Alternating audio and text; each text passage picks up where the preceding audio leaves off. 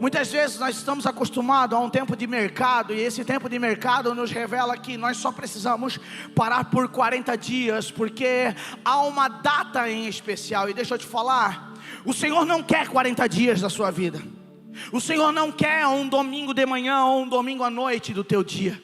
O Senhor, Ele não quer um pequeno período onde você simplesmente, fique em mim por gentileza, onde você simplesmente coloque ali a sua atenção nesse pequeno tempo. Não, não, não. O Senhor, Ele quer preparar um cordeiro, Ele quer te banhar no sangue e preparar uma mesa para que você viva isso todos os dias. Você está aqui nessa manhã? A mente também está aqui, glória a Deus. Estava cumprimentando alguns irmãos ali. Eu sei que alguns HD começam a ligar mais devagarzinho. Eu já saí de casa, já 1 milhão hoje.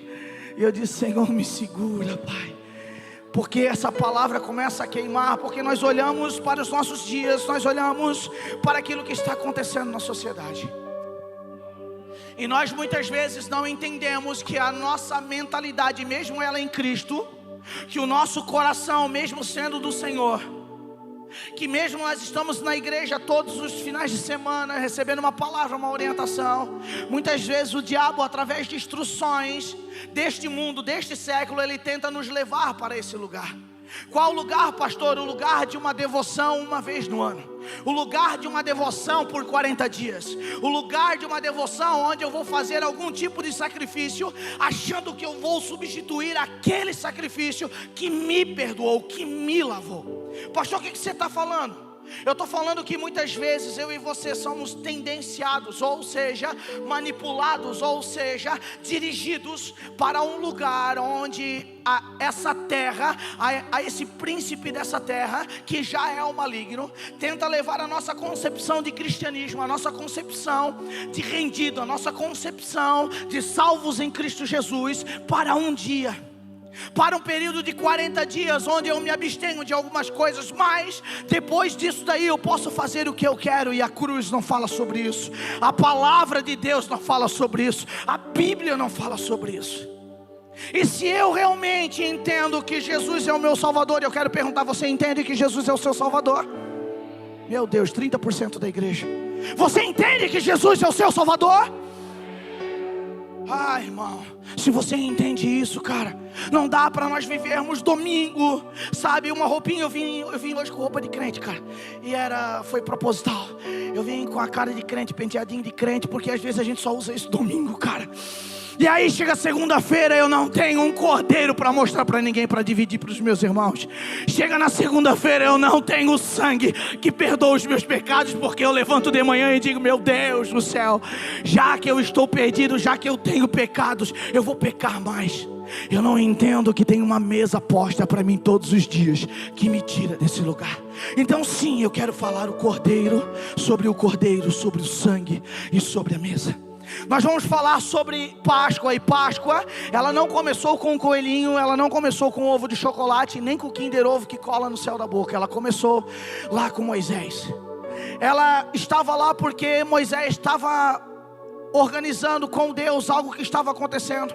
Moisés já tinha ido falar com o faraó e dito: olha, você libera o povo de Deus, está na hora de libertar o povo de Israel que está sendo cativo por você, faraó. E faraó pegou num lugar, cara, que Deus muitas vezes nos encontra. Qual, pastor? Da teimosia. Eu não quero te denunciar, mas eu estou me denunciando. Quantas vezes eu me encontro em lugares resistente à voz do Senhor, resistente a situações que Deus está falando para mim não fazer, para mim não se meter, mas eu digo: é bom, Jesus, eu quero fazer porque é bom, eu quero fazer porque é legal, eu quero fazer porque, olha, vai até glorificar o teu nome. E aí muitas vezes eu troco aquilo que é bom pela verdade. Eu tenho falado nos últimos dias sobre isso. Por quê? Porque nós temos muitas vezes colocado algumas coisas que até parecem ser bom, mas ela fringe a verdade. Quem é a verdade? Jesus é a verdade sobre todas as coisas. Então não dá para trocar o que é bom pela verdade. Você está aqui comigo ainda? Glória a Deus. E aí esse povo, Moisés chega diante de Faraó e começa a ter uma conversa com ele. E aí algumas coisas começam a acontecer naquele reino do Faraó, para que ele pudesse se ligar que era Deus que estava movimentando, sabe, para libertar aquele povo. Só que Faraó não dá voz, cara. Faraó não dá voz. Por que, pastor, que Faraó não dá voz? Porque Faraó acha que é Deus. Faraó acha que caminha sozinho. Ah, quantas vezes nós estamos andando nesse tipo de mentalidade.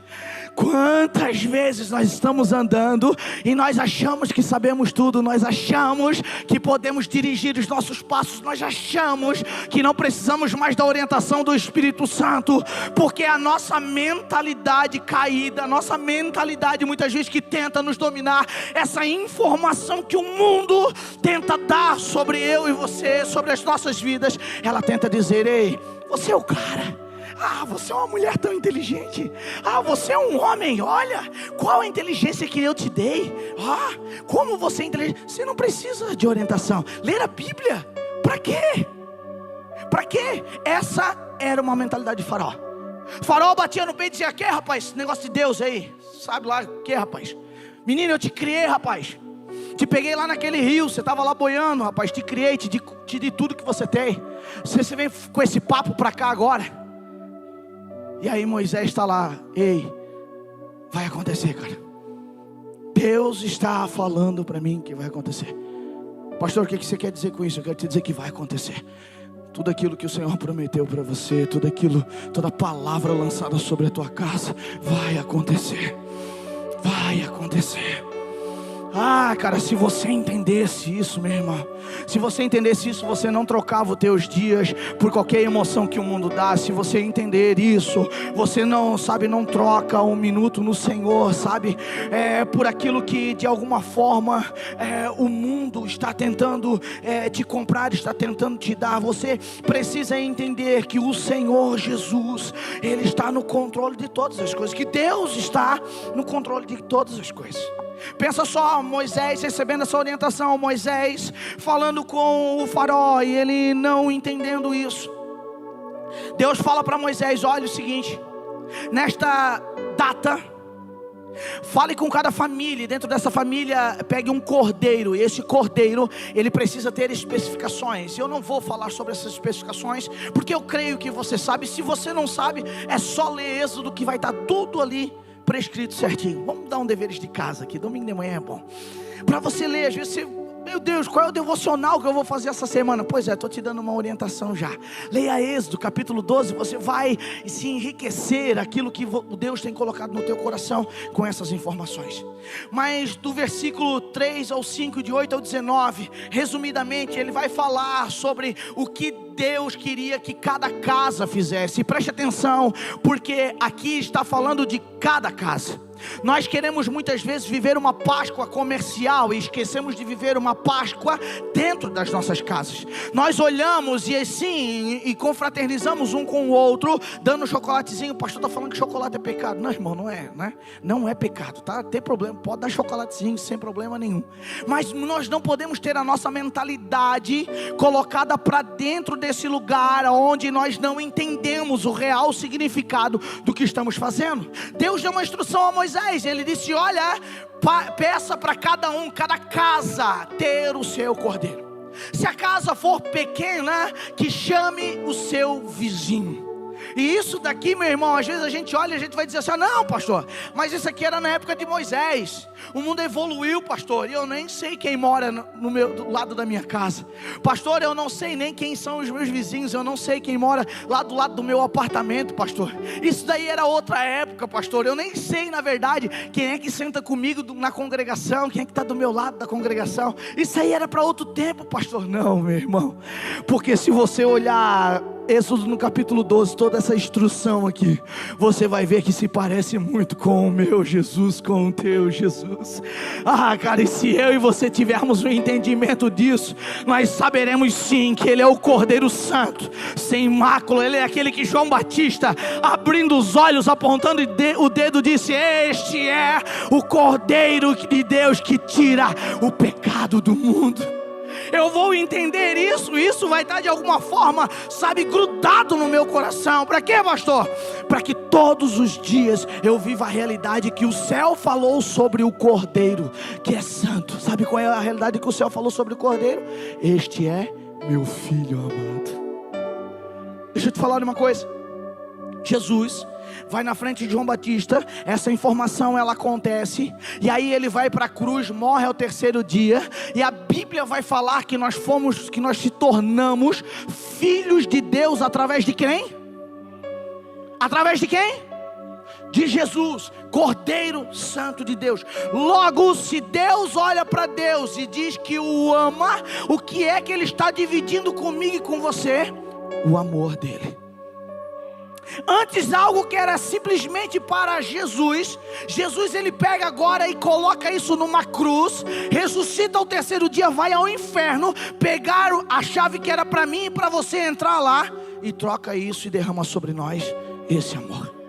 Esse amor não pode ser trocado, meu irmão, por variações de sentimentos que o mundo pode te dar. Esse amor, ele não pode ser trocado por mim, por você, por variações de sentimento que o mundo está nos dando.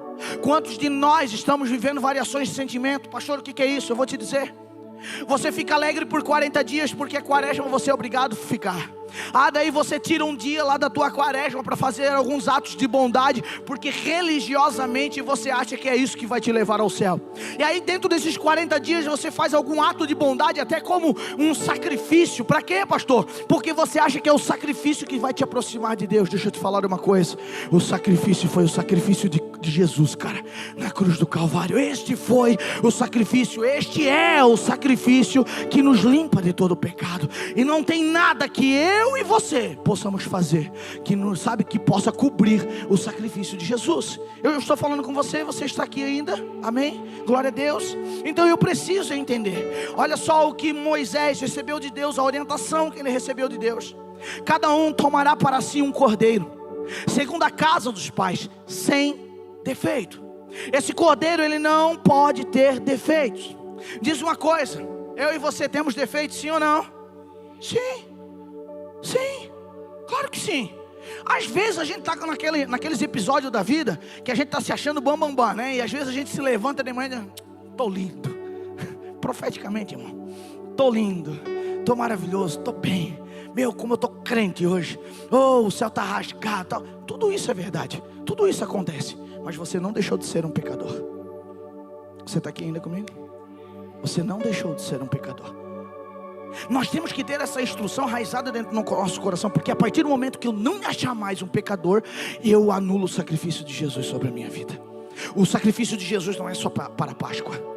O sacrifício de Jesus não é só quando você um dia estava perdido lá fora e o Senhor te encontrou e você veio aqui para a igreja e agora você é um cristão, agora você é um crente, agora você é um congregado da Mevante Jucas e pronto, agora você não precisa mais ser perdoado dos seus pecados. Não, você ainda continua sendo pecador. Mas agora você tem um título, te deram uma posição, te deram algo para fazer dentro da igreja, mas ainda você continua sendo um pecador. Você está aqui nessa manhã? Cada um tomará para si um cordeiro, segundo a casa dos pais, sem defeito. Deus ordena a escolha de um cordeiro puro, sem mácula, como figura profética do Cristo, daquele que viria, do Messias. O que Deus estava revelando para Moisés era como era o Cristo, como era Jesus, aquele que nasceria um dia de uma virgem. O que Moisés estava recebendo de Deus agora era uma palavra futura, uma palavra que muitos anos depois iria se confirmar através da figura do Messias, do Cristo. Pensa só que muitos homens depois de Moisés falaram a mesma coisa, receberam a mesma palavra profética. E deixa eu te falar, quando Jesus chegou, poucos acreditaram. Parece com a gente, não parece? Meu Deus, você está tão quietinho, Jesus. Eu preciso descarregar isso aqui que está aqui dentro. Irmão, deixa eu te falar uma coisa. Muitas vezes algumas palavras vêm sobre você e você fica pensando, não, isso não pode ser verdade para mim. Isso que está sendo falado sobre a minha pessoa, isso que Deus está falando no meu coração não tem a ver com a realidade que eu vivo. Deixa eu te falar, naquele tempo também não vivia essa realidade. Deixa eu te falar, em nenhum tempo, na verdade, tudo aquilo que a Escritura falou, mesmo que fosse profeticamente, nenhuma realidade daquele mundo estava suportando, eu estava preparada para suportar aquilo que estava por vir. Então se parece muito com os nossos dias, onde o mundo está mal, onde o lado, sabe, esse lado onde que Satanás tem dominado e tem sim tentado dominar as nossas mentes também. Eles tentam nos levar a uma realidade que ela não é profética. E eu estou nessa manhã aqui, está querendo preparar o teu coração e a tua mente para que você possa ter olhos proféticos para tudo aquilo que Deus está te mostrando.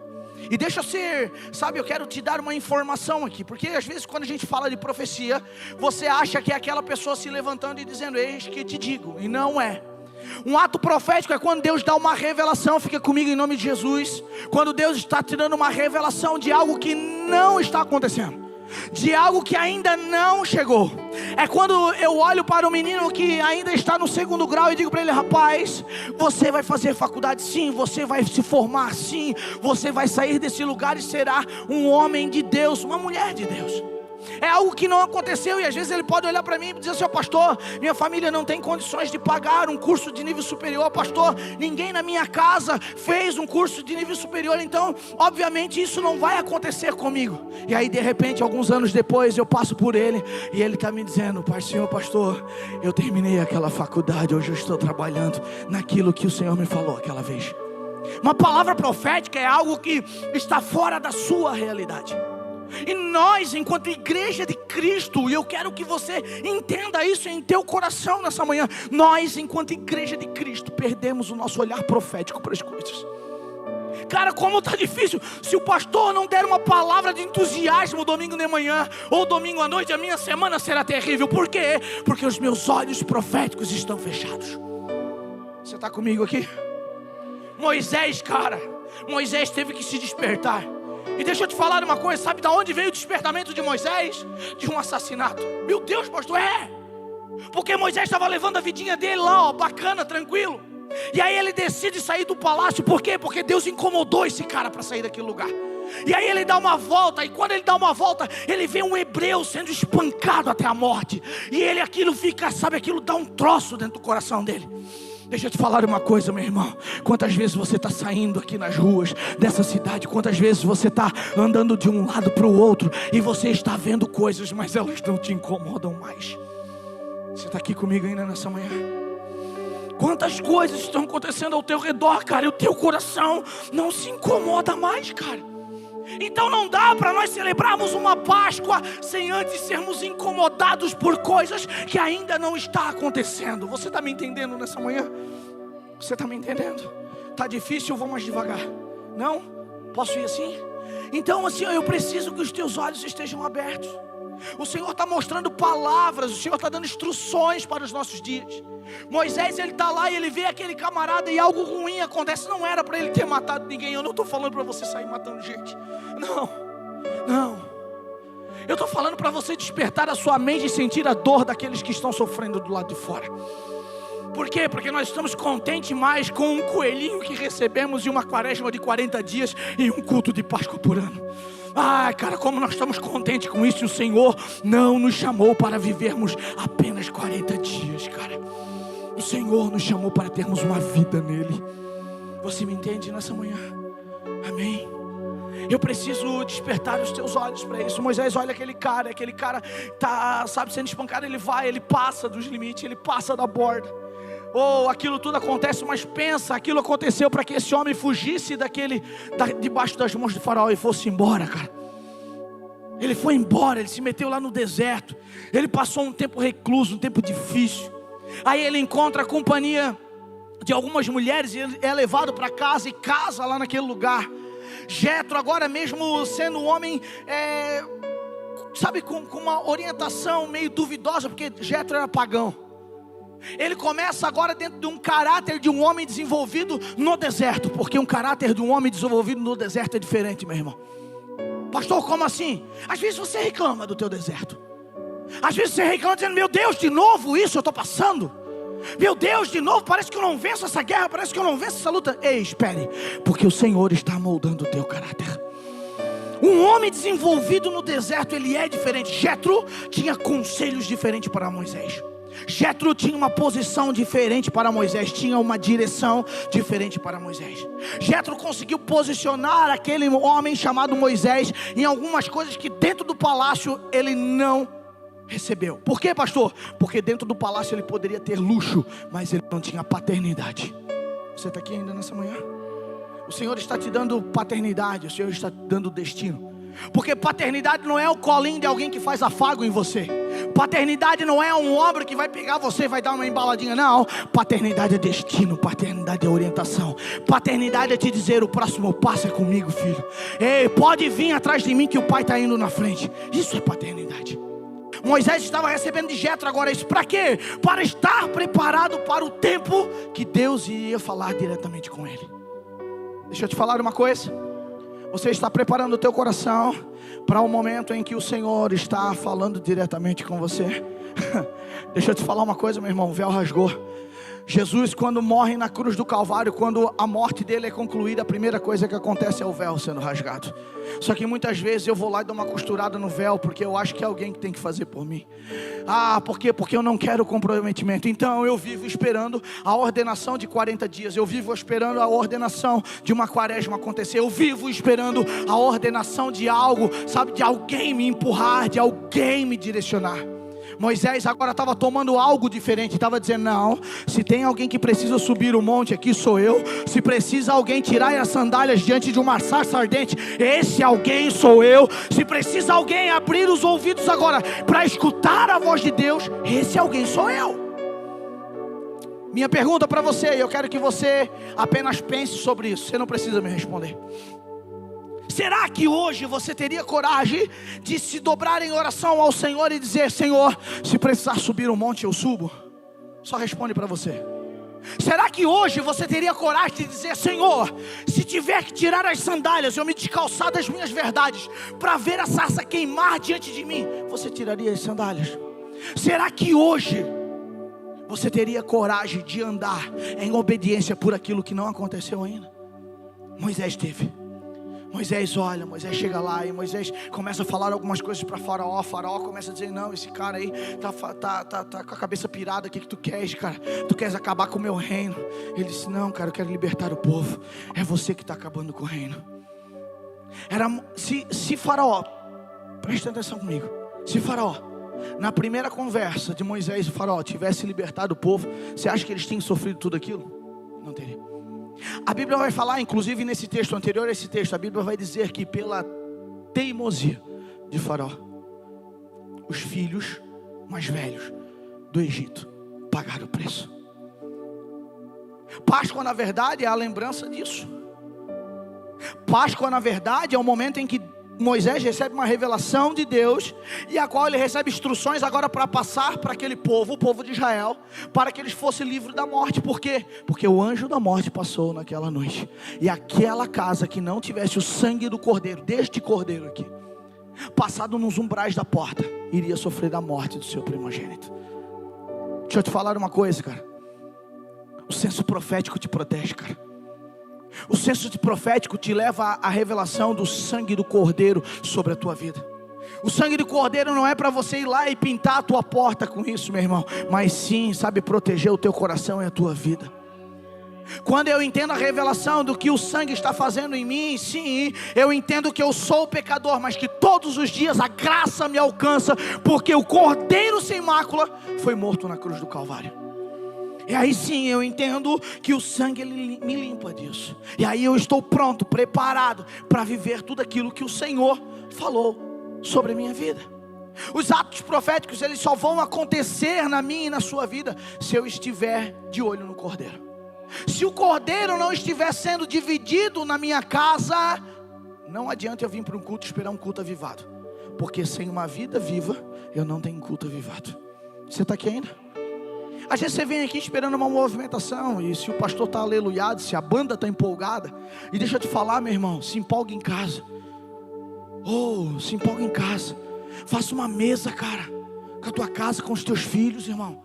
Tire um momento de oração, cara, tire um momento de louvor. Pastor, eu nem sei muito, cara, eu queria saber pregar, eu queria saber isso. Irmão, não precisa saber de muita coisa, cara, precisa saber que Ele vive e Ele está com você.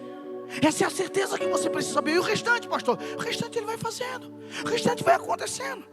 E aí olha só a instrução de Moisés: cada um tomará para si um cordeiro segundo a casa dos pais, sem defeito.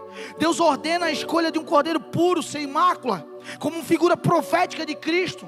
Esse cordeiro deveria ser comido por toda a família. Eu vou repetir: esse cordeiro deveria ser comido por toda a família. E aí o que acontece? Eu venho para a igreja, eu encontro Jesus, eu aceito Jesus como meu Salvador, e agora eu achei até uma igreja legal para congregar.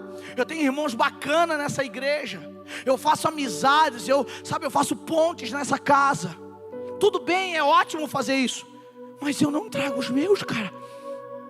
Sou eu lá de casa, sou eu. O meu esposo não vem, a minha esposa não vem, os meus filhos não vêm. E quando os meus filhos vêm, eu ainda dou um celular para eles ficarem desligados no culto. Ah, Jesus. Irmão, deixa eu te falar uma coisa, cara. Seja profético na tua casa, cara. Olha para a criança que está do teu lado. Profetiza, cara, que esse cara vai voar, cara. Profetiza que essa criança vai ser maior do que você. Profetiza, cara, em nome de Jesus. Profetiza sobre os teus filhos, cara. Profetiza sobre o teu casamento. A gente perdeu por isso, cara. A gente está esperando alguém orar, alguém ordenar, alguém profetizar, alguém falar, sendo que o Senhor morreu por todos nós, e o Cordeiro foi posto em mesa, para que eu e você, nós, se alimentamos dele. Você está aqui ainda nessa manhã? Pense comigo. Esse cordeiro deveria ser comido por toda a família. Alimento sustenta. O símbolo do Cristo como pão da vida. João 6,51. Abre lá para nós, mídia. João 6,51 vai falar que Ele é o pão da vida. Cristo é o pão da vida. Então qual é a tua fome nessa manhã? O que você chegou aqui com fome? O que você chegou aqui, qual é a tua necessidade? O que você chegou aqui para fazer nessa manhã? Porque este pão, esse pão, o Cristo, é o que pode te alimentar. É só Ele que pode fazer isso por você. Deixa eu te frustrar nessa manhã. Eu não posso fazer nada por você, cara. Eu não posso fazer nada por você. Por mais que eu ore por você, eu queira abençoar a sua vida, mas se você não conhecer o Cristo pão, que de verdade vai te alimentar, eu não poderei fazer nada por você. Você está aqui nessa manhã ainda? Jesus é o alimento espiritual, e esse alimento ele tem que ser diário. Ele não é uma vez por ano. Esse alimento ele tem que ser diário. Ele não é por 40 dias a cada um ano, não. Esse alimento ele tem que ser diário. Jesus é o alimento espiritual diário. Nós precisamos o quê? Nos nutrir dele. Você está aqui ainda nessa manhã? Eu fui na nutricionista, e a nutricionista é um bicho doido, né? Que ela olha pra gente, dá aquela receita e diz: uma folha de alface, meio-dia, uma folha de alface, no período da tarde, uma folha. Irmão, pensa um bacaninha do tamanho de Joe aqui, comendo uma folha de alface. Eu não quero, irmão, só se ela estiver no meio de um x-salada. Quantos concordam comigo? Amém. Olha, esse irmão do x-salada, tudo aí se vendendo. Então não adianta, né? Não adianta às vezes vir com algumas receitinhas mágicas, achando que isso vai dar certo. Correto? Você não concorda isso comigo? Então, por nós pensarmos assim, muitas vezes nós temos se alimentado. Temos ou não temos se alimentado? Oh meu Deus, tem ou não tem? Vocês comem, não comem? Tem maionese daqui a pouco, gente. Eu vou acabar o culto no tempo da maionese. Domingo tem que ter maionese. Você já sabe disso. Só que o seguinte, não é porque eu como, não é porque eu me alimento que eu estou me nutrindo. Você pegou essa? Cara, às vezes eu tenho cara de crente, jeito de crente, fala de crente, mas eu estou desnutrido, porque não adianta nada disso se eu não me alimentar dele. Não adianta ter uma cara se parecer como, se você não se alimenta, se você não se nutre dele. A palavra precisa nos nutrir. Deixa eu ser muito sincero com você. Isso aqui não é nem uma folha de alface, mas também não é nem um x-salada, cara. Isso daqui é o pão da vida, cara. O alimento que vem do céu, aquilo que transforma você, cara. É a água que tira a tua sede, cara. Isso daqui não é refrigerante zero que você não sabe se tem ou não tem açúcar, cara. Isso daqui é uma água, cara, que te traz vida, cara. Isso aqui é um pão que te alimenta. Você está aqui ainda comigo? Então Jesus é o alimento diário, e nós precisamos nos nutrir nele. João 1:29 vai dizer: eis o Cordeiro de Deus que tira o pecado do mundo. Eis o Cordeiro de Deus que tira o pecado do mundo. Então tem uma função esse Cordeiro. Esse Cordeiro que eu me alimento, ele tem uma função. E qual é a função? Eu achei que vocês não sabiam, eu sei que vocês sabem. Tirar o pecado do mundo. Deixa eu te perguntar, quando a gente usa essa expressão, a gente está falando assim, tirar o pecado do globo terrestre. Na nossa cabeça muitas vezes é isso. Sabia que eu e você temos mundos muito particulares? Como assim, pastor? Tem mundo que só você entra. Quer dizer, esse só você entra. Quando você convida o Espírito Santo para habitar dentro de você, ele sonda os teus pensamentos. É isso que a palavra fala. Então quando você convida Deus para entrar em você através de Jesus Cristo, ele deixa o Espírito Santo adentrar de você, ele também sonda o teu mundo. E aí sim você dá autonomia, autoridade para ele controlar os teus pensamentos. Eu não estou falando que a partir do momento que você vem para a igreja, que você começa a ler a palavra, setas não vão vir, pensamentos ruins não vão vir. Oh, irmão, tem cada um que se o cara revelar, meu Deus, os crentes ficam tudo de boca caída. Meu Deus, o pastor pensa esse negócio. Às vezes é só o sangue de Jesus para dizer, sai, em nome de Jesus. Às vezes eu estou falando sozinho. Por quê? Porque eu sou homem. Natural, se beliscar dói, cara. Só que às vezes a gente coloca uma capa de super-herói, sabe? Uma capa de uma santidade que ela não existe, porque a gente não entendeu o que é santidade. E começa a andar em alguns lugares que não tem a ver com a palavra de Deus. E aí por isso que Jesus vem e começa a colocar esses pontos para nós entendermos. Por isso que João, no capítulo 1 e 29, diz, esse é o cordeiro que tira o pecado do mundo. Por quê? Porque se esse cordeiro, eu não estiver me alimentando desse cordeiro, eu não estiver nutrindo desse cordeiro, eu vou andar em pecado ainda. O meu mundo estará em pecado. Dentro da igreja, pastor? Aham. Sentadinho domingo de manhã, pastor? Aham. Se eu não me nutrir da palavra, esse mundo aqui estará em pecado. Você está aqui ainda? João no capítulo 6, verso 53 diz, quem não comer da carne do Filho do Homem e não beber do seu sangue. Do capítulo 6, verso 53 ao 55. Resumidamente ele vai falar sobre isso. Ele vai falar que quem não comer da carne do Filho do Homem, quem é o Filho do Homem? Jesus. E não beber do seu sangue, não estará preparado. Ou seja, tem uma mesa posta para mim e para você. Essa mesa posta é a ceia do Senhor, é aquilo que nós estamos aqui preparados. Mas para que essa mesa? Para que essa mesa, gente? Isso daqui é a simbologia daquilo que nós temos que praticar todos os dias. Vocês lembram que o cordeiro lá em Êxodo, que eu estava lendo para vocês, foi dividido entre a família? Vocês lembram disso? Senão eu volto lá, mas meia hora de pregação vai atrasar a maionese. Mas para que, pastor, que servia isso? Porque a Bíblia vai falar lá no livro de Êxodo 12 que eu estava lendo, que se a tua família fosse pequena, você era para chamar quem? Vizinho. Por quê? Porque a mesa ela tem que ser compartilhada. Sabe o que acontece? Eu como pai muitas vezes quero sentar aqui e comer rápido. Porque é bom para mim, cara. Limpa o meu mundo, salva o meu mundo. Por quê? Porque o mundo de fora está me oprimindo. O mundo de fora está, sabe, me soterrando. Os meus problemas estão me soterrando. As minhas más decisões estão me soterrando. E aí eu corro para essa mesa me alimentar sozinho, mas eu não chamo a minha casa. O cordeiro precisa ser dividido. Você está aqui ainda? O cordeiro precisa ser dividido. O sangue, a proteção e o perdão. Êxodo no capítulo 12, verso 7 ao 13. Tomarão o sangue e porão em ambas as ombreiras. Vendo eu o sangue, passarei por cima de vós. Esse aqui era um anjo da morte. Ele disse, olha, pegue o sangue e passe nas ombreiras das portas. E quando eu visualizar esse sangue, eu vou passar por cima. Ou seja, eu não vou matar ninguém desta casa. Pastor, como assim? Era o que estava acontecendo no Egito naquela noite. Naquela noite, quem não tivesse feito todo esse ritual, quem não tivesse feito aquilo que nós chamamos hoje de Páscoa, quem não tivesse pegado o sangue do cordeiro, sem mácula, passado nos umbrais da porta, assim o anjo da morte passaria, e o primogênito da casa seria morto. Aconteceu isso. Então eu precisava fazer o quê? Eu precisava me alimentar do cordeiro. Eu precisava partir ele entre a minha família. Sim, se a minha família fosse pequena, ainda precisava fazer isso com os meus vizinhos. E o que eu faria com o resto, pastor? Pois é, o sangue eu tinha que passar nos umbrais da porta. Umbrais de porta significa entrada, meu irmão. E muitas vezes nós esquecemos de passar o sangue carmesim de Jesus nas entradas que nós temos.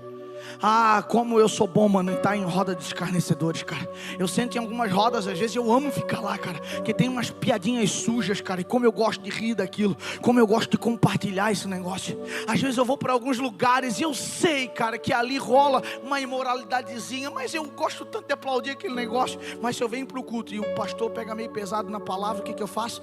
Dá sono. Você está aqui ainda? Tem alguém com sono nessa manhã? Ah, Jesus, Eu preciso falar essas realidades bíblicas para você, cara. Não são palavras que, sabe, são minhas. Não, isso está dentro da palavra do Senhor, cara. E você precisa de alguma forma fazer sentido. Por quê?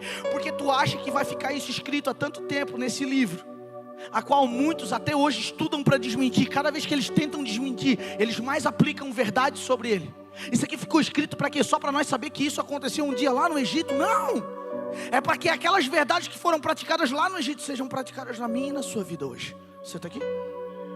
Então sim, eu preciso entender essa dinâmica. Eu preciso entender o porquê que a Bíblia foi escrita. Sim, eu preciso entender essa proteção e o perdão que somente o sangue de Jesus pode dar sobre nós. O sangue nos umbrais era o sinal de proteção contra o juízo de Deus. O juízo de Deus estava estabelecido sobre aquela nação. O juízo de Deus estava estabelecido sobre aquele povo. Mas daí o sangue de Jesus, ou seja, do Cordeiro, veio e trouxe perdão, proteção para aquelas pessoas. Você acha que o sangue de Jesus é para quê, irmão? Para você ficar falando com o capeta? Tem gente que acha que é isso, cara. Sangue de Jesus. Sai, capeta, em nome de Jesus. Não, ele vai sair sim. Sim, mas não é para isso, cara. A ferramenta é para te proteger, cara. A ferramenta é para você ser limpo. A ferramenta é um sangue para, sabe, organizar os teus pensamentos. É para te levar mais perto dele, cara. Sabe, a gente quer usar isso como a gente usa, né? Como algumas religiões ensinam a usar alguns artifícios, né? Tem uns que fazem assim, tem outros que fazem outros símbolos, tem outros que tem aquele trevo de 4 folhas na carteira, tem outros que vão lá no final do ano, pula as ondinhas, guarda a uvinha dentro da carteira, porque aquilo vai dar dinheiro, irmão. Sabe o que vai organizar a tua vida? O sangue de Jesus. É o sangue de Jesus que vai organizar a tua vida. É o sangue de Jesus, cara, que vai fazer as coisas irem por um lugar, cara. Você pode fazer o que for, irmão. Se não tiver Jesus na história, game over. Você está perdendo tempo, cara. Então o sangue nos umbrais era sinal de proteção contra o juízo. Em Cristo o sangue é redenção e perdão. Abre para mim Efésios capítulo 1 verso 7. Efésios capítulo 1 e verso 7. Oh, aleluia. Dá um glória se você está aqui ainda. Ele é tão rico, hein? Vou de novo. Ele é tão rico, hein? Que comprou nossa com o sangue do seu e o perdoou os nossos. Por que você lastima tanto ainda por os teus pecados? Mantenha na tela. Por que que você ainda chora tanto por aquilo que você já foi perdoado? Você não entendeu ainda? Eu vou te dizer o porquê. Porque de fato você não alcançou a graça. Você não deixa a graça entrar na sua vida. Então você todos os dias acorda com um lamento dentro de você. Todos os dias você não vive, cara, o sangue de Jesus na tua vida. Todos os dias você não consegue se alimentar do Cordeiro, cara. Você não consegue ir para uma mesa, sabe, se alimentar do Cordeiro e dizer: Senhor, eu sei que eu sou pecador, eu sei que eu ainda carrego estigmas do pecado, mas agora a tua graça, ela precisa vir sobre mim. Porque se você organizar a tua cabeça e entender o Cristo, e entender a relação do sangue, do perdão sobre a tua vida, meu irmão, a graça vai te banhar todos os dias. Você não vai deixar de ser pecador, mas você vai entender que a graça te alcança todos os dias. Então eu preciso entender isso. Viver debaixo do sangue, viver em constante arrependimento e santidade. Eu vou repetir: viver debaixo do sangue, viver constantemente arrependido e em santidade. Então quando eu sou cristão, quando eu entendo Cristo, quando eu leio a Bíblia, quando eu encontro Jesus nas suas escrituras, eu não me torno melhor, eu me torno o quê? Arrependido. Você está aqui ainda? Você está aqui ainda? Porque o evangelho não é de promoção. Ele não vai te fazer um uau, um ser angelical, não. Ele vai te transformar num arrependido, cara. E você vai fazer como Davi, cara. Eu me arrependo de tudo. Eu me arrependo de tudo. Senhor pode levar, cara, pode levar a coroa, pode levar o cetro, tá aqui, ó, a capa de rei também. Só não tira de mim a tua presença. Cara, quando você está nutrido, cara, quando você está nutrido, tudo o que você quer é a presença dele. Pastor Douglas pregou na quinta-feira sobre o presente e a presença. Não tem problema, cara, ter chegado aqui pelo presente. Talvez você estava doente e você queria uma oração e o Senhor chegou com a cura, tá tudo bem. O pior é quando nós permanecemos nesse lugar.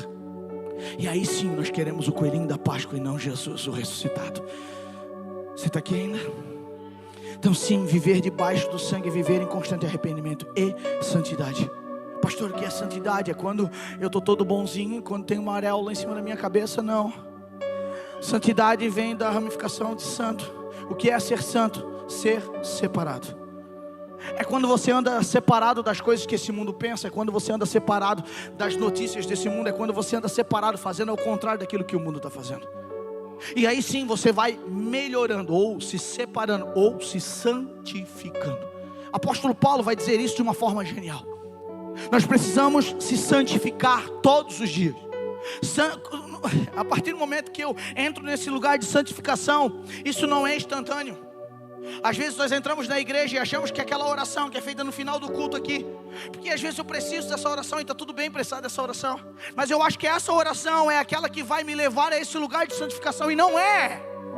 Ela pode até me ajudar, ela pode até me empurrar para eu dar o play, eu dar o início a isso, mas eu tenho que entender que é uma vida de separação. É dizendo não que eu vou para esse lugar. É quando o mundo diz assim: rapaz, não dá nada, isso não faz mal, e você diz: não, eu não quero esse lugar. Mas nem pecado é, pastor. Não, mas eu não quero. Eu troco até o permitido pela tua presença, Jesus. Eu troco até aquilo que é bom perante os meus olhos por ti, Jesus, porque na verdade a minha nutrição está em ti e não nas coisas desse mundo. Você está aqui ainda? Eu preciso terminar. Abra comigo, por gentileza, Hebreus no capítulo 9, versículo 22. E eu vou encerrar aqui, vem para cá, louvor. Hebreus capítulo 9, verso 22. De fato, segundo a... Vou ler de novo. De fato, segundo a...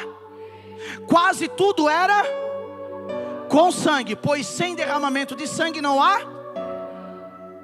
Se a lei já falava sobre isso, por que o meu coração não se abre para quando o Espírito Santo está falando isso no meu coração, eu ser perdoado pelo sangue de Jesus?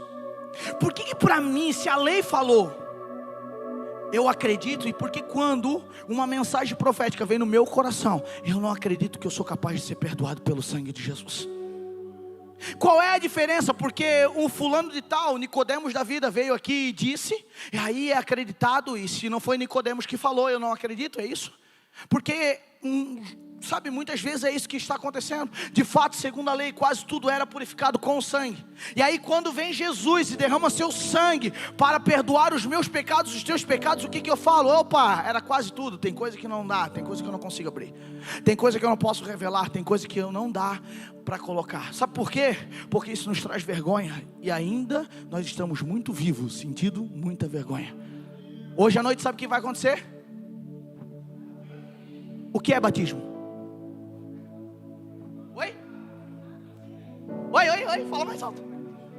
Eita, aleluia. É isso aí, cara. É quando eu morro e nasço para Jesus. É quando, sabe, eu digo: olha galera, mundo, tô mortão. Agora não sou mais eu que vivo em mim, mas sim Cristo que vive em mim. Olha, eu não quero mais andar nesse lugar. Eu agora sou uma nova criatura. Eu estou arrependido dos caminhos que andei. Eu estou arrependido no tempo do palácio de Faraó que eu passei. Mas sim, o amor de Jesus me alcançou e me constrangeu. E agora eu quero dizer para tudo e todos que não sou eu mais que vive em mim, mas sim Cristo. E aí eu me batismo. Por que eu me batizo? Para alcançar através do sangue o... cara. 1 João no capítulo 1, verso 7 diz: o sangue de Jesus nos purifica de todo pecado. O sangue de Jesus nos purifica de todo pecado. Entenda o que você veio fazer nessa manhã aqui. Se coloque de pé, por gentileza, eu quero orar com você.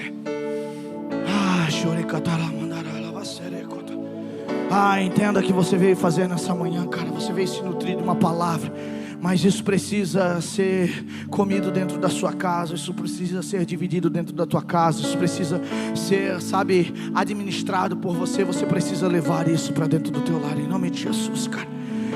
Eu queria que você fechasse os olhos enquanto eles louvam uma canção. Eu queria que você falasse com o teu Jesus, falasse com o Senhor nessa manhã, e você pudesse dizer, pode cantar, e você pudesse dizer, sabe, palavras de arrependimento para Ele. Que você pudesse se colocar em lugar de arrependimento nessa manhã. Que você pudesse se colocar no lugar de arrependido nessa manhã. Mas que não fosse apenas palavras, mas sim que fosse, sabe, um rasgar de coração. O Senhor está falando com você. Sim, existe uma palavra para você. Sim, existe uma palavra para você nessa manhã. Então tome essa palavra, em nome de Jesus, coloque ela no teu peito, em nome de Jesus, leve ela para o teu entendimento, em nome de Jesus. Em nome de Jesus, deixe esse sangue lavar você, em nome de Jesus. Estou e pra sempre cantarei. Esse é o teu momento com Jesus. Em nome de Jesus. O teu querer, minha vida dou a ti, Senhor. Rendida a ti estou e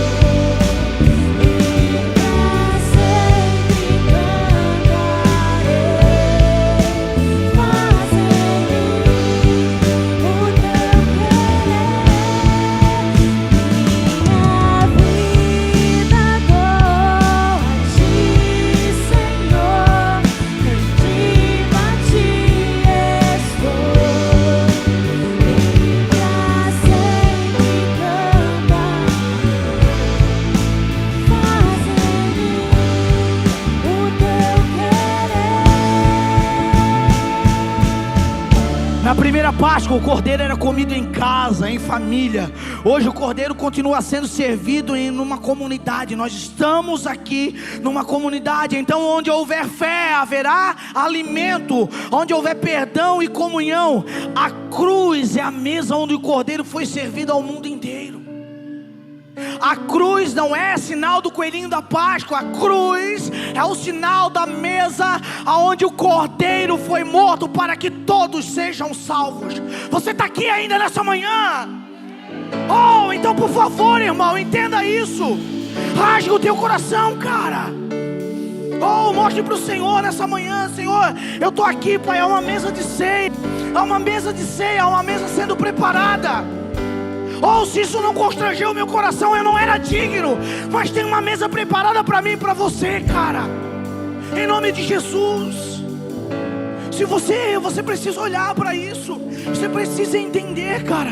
A cruz é a mesa onde o cordeiro foi servido ao mundo inteiro.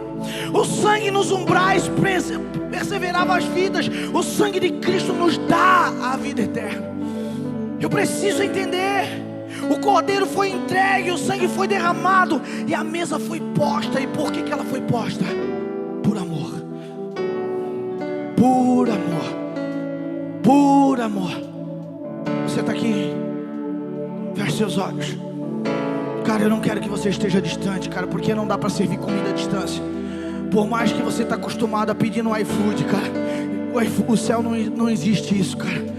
No céu você precisa acessar. A comida não vai para você, cara. Você precisa acessar. É você, cara. Eu posso levar o pão na tua mão, sabe, o suco da vida na tua mão. Mas se você não acessar, de nada vai adiantar. Será mais uma prática religiosa. Será mais um momento religioso do teu mês, cara. E você vai achar que é isso daqui que te livra do pecado. Você vai achar que isso aqui é o que faz você não pecar mais. E deixa eu te falar, não é isso daqui. Isso daqui é a lembrança do cordeiro sem mácula, que foi morto na cruz, mas ao terceiro dia ficou vivo por conta de mim e de você. Então você precisa entender isso. Chorecatala mandara lavacere-catara. Como eu queria haver um despertamento entre nosso meio. Como eu quero, Senhor, que haja um despertamento em nosso meio. Que essa palavra atinja o nosso coração, Jesus. Vou sempre te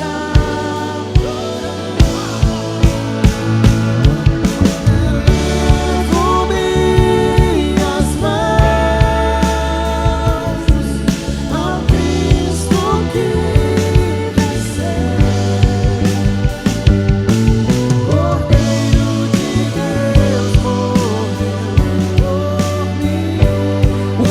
foi entregue, o sangue foi derramado e a mesa foi posta por amor. Você não precisa merecer o cordeiro, só precisa sentar-se à mesa. Não basta saber que o cordeiro foi morto, é preciso comê-lo, é preciso viver dele, viver dele. A salvação é pessoal, mas a mesa é comunitária. Eu vou repetir, para que isso adentre o teu coração. A mesa é para nós. Eu preciso ter ação de me alimentar do cordeiro. Talvez nós queremos participar de práticas na igreja com muita velocidade e não estamos desfrutando daquilo que realmente significa. Talvez tudo que você precisa fazer é se assentar um pouco. Pode tomar teu assento, por favor.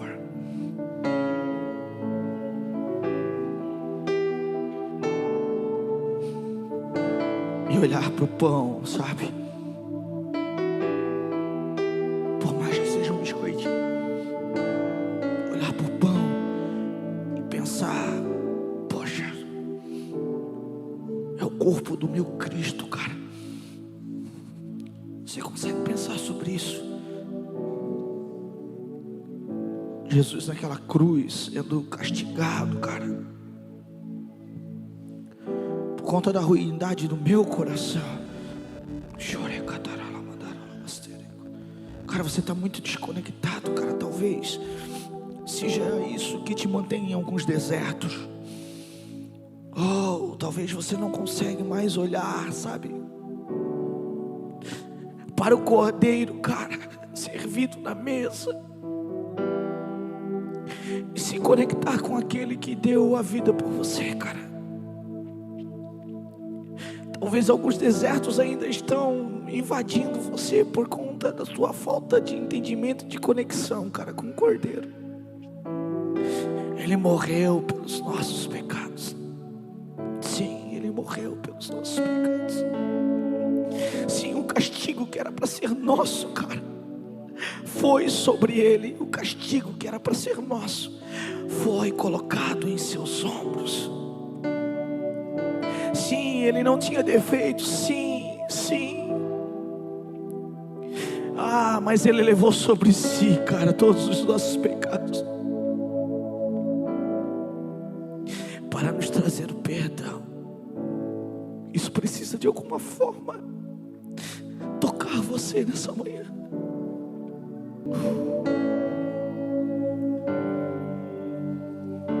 No Egito, o sangue defendeu da morte. Na nova aliança, ele nos leva à morte. Onde há cordeiro, há alimento. Onde há sangue, há redenção. Mas na prática dos dois, nós temos a mesa da comunhão. Então sim, nós estamos vivendo um tempo de paternidade e destino. Sim, nós estamos vivendo um tempo debaixo de uma autoridade do reino de Deus. Sim, sim, nós estamos vivendo em comunhão. Talvez às vezes você confunda isso porque você acha que paternidade é ter alguém batendo nas suas costas ao tempo todo, te fazendo afago. E não, muitas vezes os nãos que você está recebendo são as orientações de destino que você está ganhando. Muitas vezes você acha que você não vive o reino de Deus porque você acha que reino é um lugar. Não, reino é um governo. Se a sua vida é governada por Deus, sim, você está vivendo o reino de Deus. Não, pastor, eu não vivo na comunhão porque os irmãos não me visitam. Não, a comunhão, ela partilha o pão e divide as emoções. E talvez o que você não está fazendo é dividir entre os irmãos, porque às vezes você não se tornou um ainda. Então sim, é um tempo de preparação. É um tempo para se tornarmos um nele. É um tempo para nós, enquanto igrejas, entendermos que o sacrifício da cruz, o sacrifício de Jesus, nos leva à morte da nossa própria vontade e nos leva a viver nele.